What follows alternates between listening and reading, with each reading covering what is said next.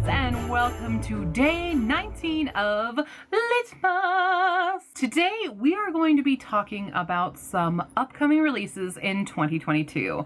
Now, I have an entire Goodreads list that I will be putting in the description so you can explore what's coming out in 2022 that in particular have interested me, because that's why they're on my list. But today we're going to be talking about my top 10 most anticipated releases that I am just absolutely excited about. There are quite a few. How many do I have on this list in total? 51. So this is organized by the date published right now.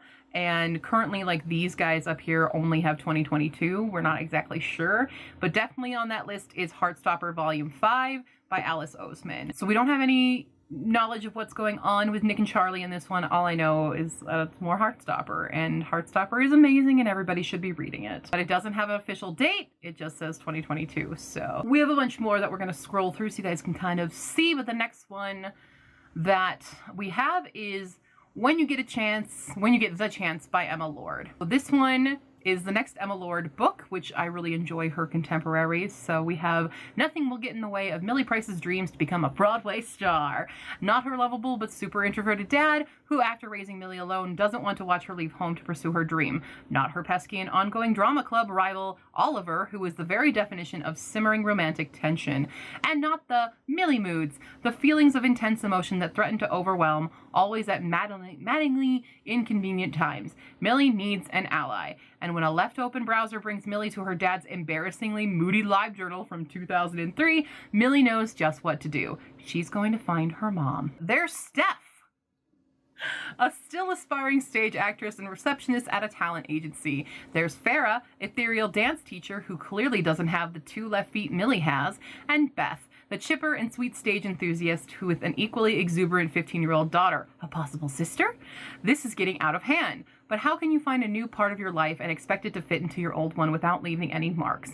And why is it that when you go looking for the past, it somehow keeps bringing you back to what you've had all along? Emma Lord does really good work with, like, family driven stories, but also have a bit of romance in them.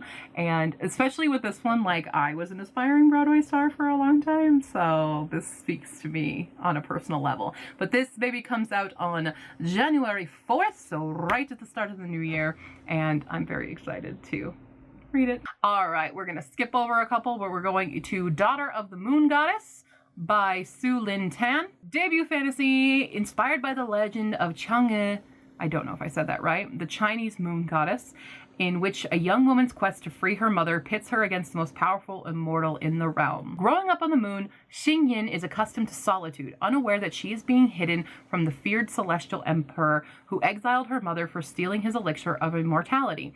But when Xingyin's magic flares her and her existence is discovered, she is forced to flee her home, leaving her mother behind. Alone, powerless, and afraid, she makes her way to the Celestial Kingdom, a land of wonder and secrets. Disguising her identity, she seizes an opportunity to learn alongside the Emperor's son, mastering archery and magic, even as passion flames between her and the prince. To save her mother, Xingyin embarks on a perilous quest, confronting legendary creatures and vicious enemies across the earth and skies. But when treachery looms and forbidden magic threatens the kingdom, she must challenge the ruthless Celestial Emperor for her dream, striking a dangerous bargain in which she is torn between losing all she loves or plunging the realm into chaos. So we have a debut novel here. It looks gorgeous. I love the Chinese mythology based in this, and this one comes out on January 11th. It'll be a chunk of a book, 512 pages. It's gonna be a duology. Looks like duology. We have a bunch more that we're gonna be skipping through, but definitely mention In Every Generation by Kendara Blake, because I'm all about them Buffy retellings. Woven Kingdom, Tahir Mafi, super interested in seeing that. Reclaim the Stars, which is a bunch of short stories. But what we're going to talk about is this baby. Yes, Untitled. This is an Untitled release by S.A. Chakraborty, who is the author of The City of Brass, and I'm super excited. Now, here's where I'm nervous, because it's Untitled and has no cover, but it says it's going to publish February 18th. We're running it a little close here, guys. Where's the book? Where's the cover? Where's the title? We are doing a Sinbad fantasy that's pitched as Sinbad meets Ocean's 11. I'm down. I'm just extremely nervous that this is one of those books that says it's going to come out and then it's going to get pushed back years and years and years and years. I don't know anything else, really. I got nothing else. I just want it. I want it right now. I'm scared. Girl Who Fell Beneath the Sea is also an honorable mention right here, along with Only a Monster. And then we have these two, actually these three right here, and four really. So we're going to start with Gallant by Ve Schwab, who we love and adore. Everything casts a shadow, even the world we live in.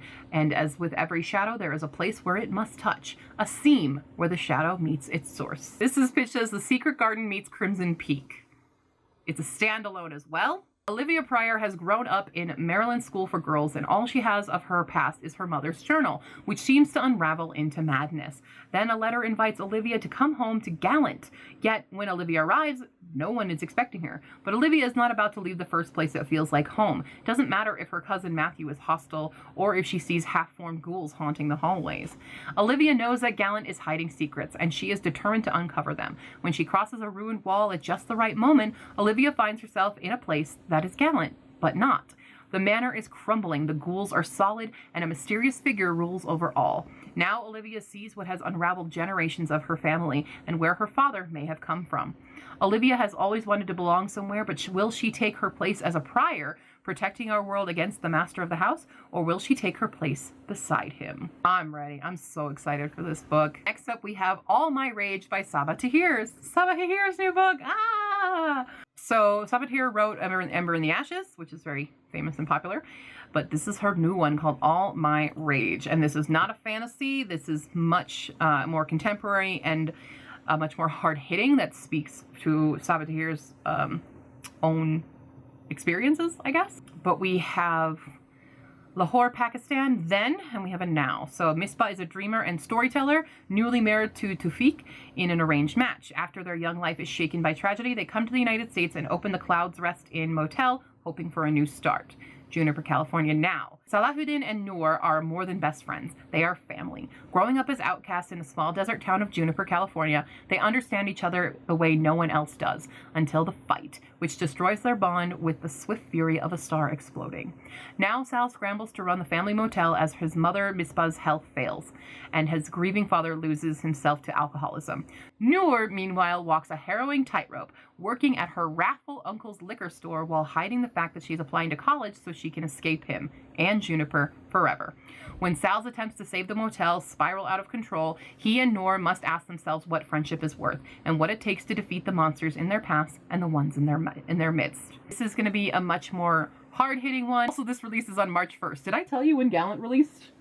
They're both the same. They're both March 1st. These are all March 1st. I'm excited to read her writing about something that's a little bit more realistic, even though I did love Ember in the Ashes.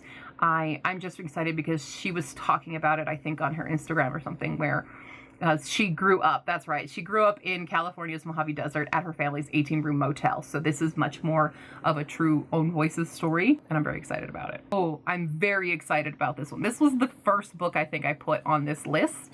A Magic Steeped in Poison. It's so pretty. I love it. I'm sorry. I'm a cover person. This is a debut novel as well. And this one comes out March 22nd. For Ning, the only thing worse than losing her mother is knowing that it's her own fault. She was the one who unknowingly brewed the poison tea that killed her. The poison tea that now threatens to also take her sister Shu. When Ning hears of a competition to find the kingdom's greatest Shenlongshi masters of the ancient and magical art of tea making, she travels to the imperial city to compete. The winner will receive a favor from the princess, which may be Ning's only chance to save her sister's life. But between the backstabbing competitors, bloody court politics, and a mysterious and handsome boy with a shocking secret, Ning might actually be the one in more danger. I love this concept. I love it. It has sisters. It has competition, possible mysterious romance and stuff. Asian mythology as well, like, yes. We've got a bunch going on here. We've got Electra by Jennifer Saint, which I'm actually very excited about. It's not officially on the list, though, because I didn't know about it before. But we've got Book of Night by Holly Black. Comes out May 3rd, 2022. In Charlie Hall's world, shadows can be altered for entertainment and cosmetic preferences, but also to increase power and influence. You can alter someone's feelings and memories, but manipulating shadows, has a cost. With the potential to take hours or days from your life, your shadow holds all the parts of you that you want to keep hidden. A second self standing just to your left, walking behind you into lit rooms, and sometimes it has a life of its own. Charlie is a low-level con artist, working as a bartender while trying to distance herself from the powerful and dangerous underground world of shadow trading. She gets by doing odd jobs for her patrons and the naive new money in her town at the edge of the Berkshires. But when a terrible figure from her past returns, Charlie's present life is thrown into chaos, and her future seems at best unclear, and at worst non-existent. Determined to survive, Charlie throws herself into a maelstrom of secrets and murder, setting her against a cast of doppelgangers, mercurial billionaires, shadow thieves, and her own sister, all desperate to control the magic of the shadows. It's also adult, apparently. I didn't even realize this is an adult series with urban fantasy and shadows. There's a few.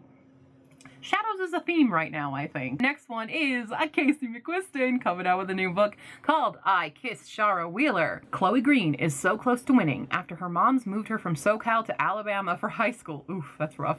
She spent the past 4 years dodging gossipy classmates and a puritanical administration at Willow Grove Christian Academy. Thing that's kept her going? Winning valedictorian. Her only rival, prom queen Shara Wheeler, the principal's perfect progeny.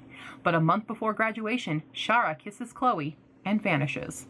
On a furious hunt for answers, Chloe discovers she's not the only one Shara kissed. There's also Smith, Shara's longtime quarterback sweetheart, and Rory, Shara's bad boy neighbor with a crush.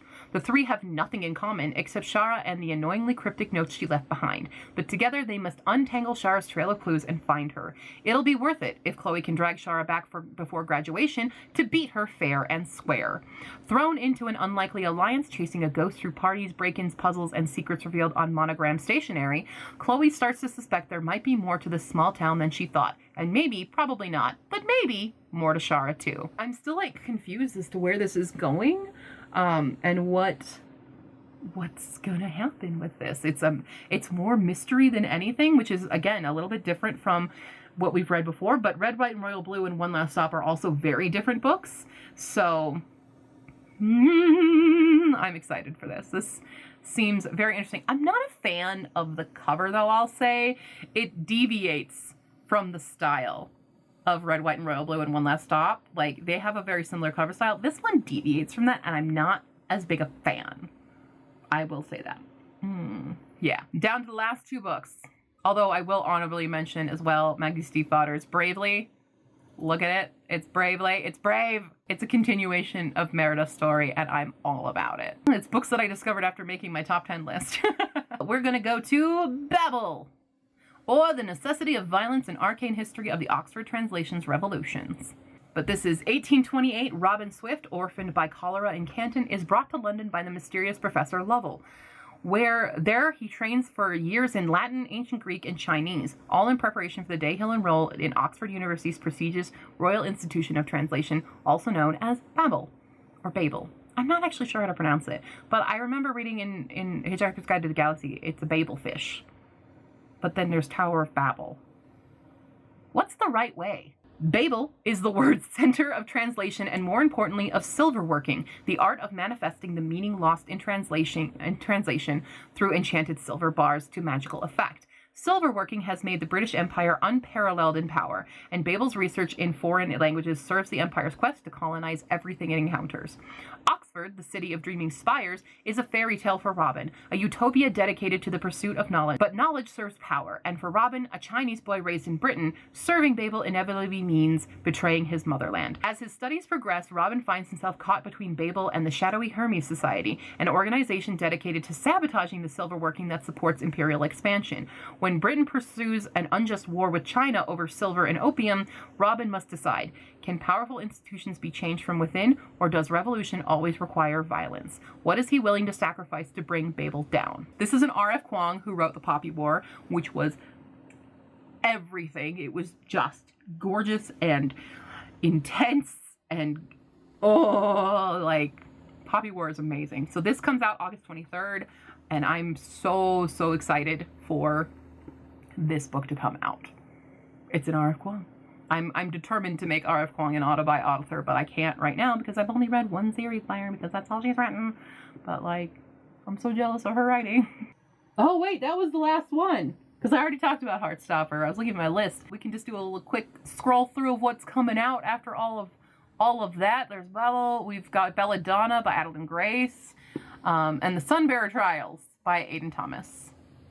And Joan has no book, Strike the Zither. So, but there you have it. Those are the books that I am most excited about coming out in 2022. Again, you guys can check out this whole list in the description down below and tell me what you're excited about in the comments below or on Facebook, Tumblr, and Twitter. Check me out on Ko-fi if you want to support me as a content creator, and I will see you tomorrow, cuties. Bye!